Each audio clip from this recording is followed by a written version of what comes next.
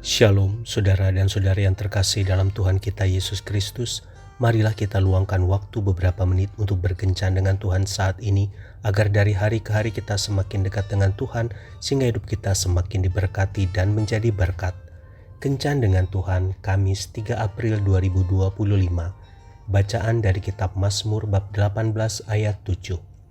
Ketika aku dalam kesesakan, aku berseru kepada Tuhan. Kepada Allahku aku berteriak minta tolong. Ia mendengar suaraku dari baitnya, teriakku minta tolong kepadanya sampai ke telinganya. Demikianlah sabda Tuhan, syukur kepada Allah. Saudara dan saudari yang terkasih dalam Tuhan kita Yesus Kristus, ada banyak kisah dalam Alkitab yang menceritakan tentang umat Tuhan yang berseru kepada Tuhan ketika mereka berada dalam berbagai tekanan.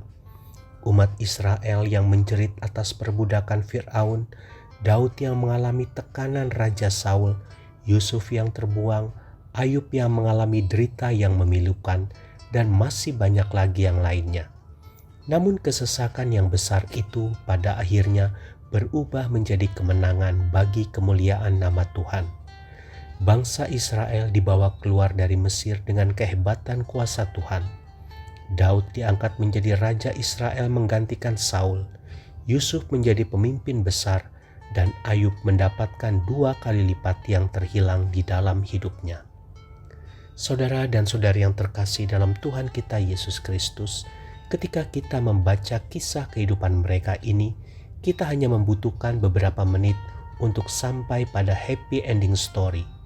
Namun kenyataan yang ada, mereka mengalami sebuah periode yang cukup melelahkan iman mereka. Doa-doa yang sepertinya tidak menembus belahan sorga. Bahkan Daud menuliskan, "Lesu aku karena berseru-seru, kerongkonganku kering, mataku nyeri karena mengharapkan Allahku. Aku berseru-seru pada waktu siang, tetapi Engkau tidak menjawab, dan pada waktu malam, tetapi tidak juga aku tenang." Secara jasmani kekuatan mereka telah rontok pada saat Tuhan berdiam diri. Namun pada akhirnya mereka menyelesaikan pergumulan mereka dalam kemenangan yang besar. Bagaimana dengan kita?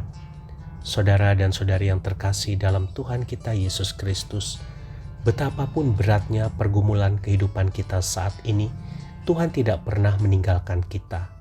Tuhan ada di saat kita berada di padang gurun yang tandus. Tuhan ada ketika di belakang kita ada pasukan musuh dan di depan kita terbentang laut yang luas. Apa yang kita lihat ketika sepertinya Tuhan berdiam diri?